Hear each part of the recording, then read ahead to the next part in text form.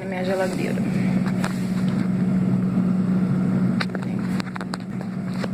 Olha, tem queijo, carne de hambúrguer, carne moída. E atrás, ó, isso vai fazer um pote preto de sorvete.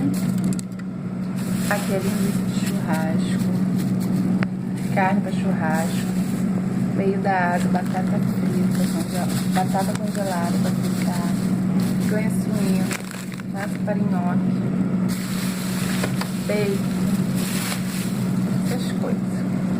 Aí descendo tem, lá atrás tem suco, iogurte, aqui é um requeijão, lá atrás uma água, leite, mais requeijão lá atrás, pomarola, tem uma geleia de goiaba ali atrás, cerveja e uma coca aberta que eu tô tomando, uva. Aí descendo tem aqui da NET, aumento chandelle,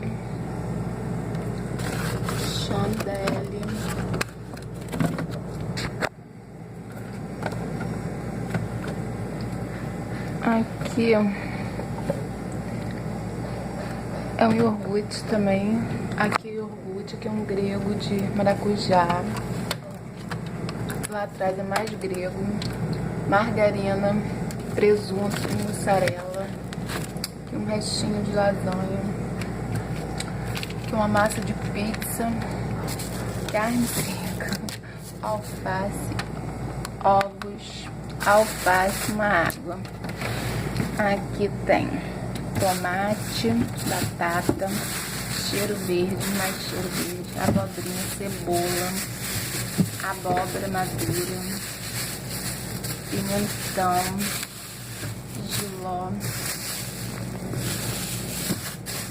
e só. Aqui tem a azeitona, tem um suco, só.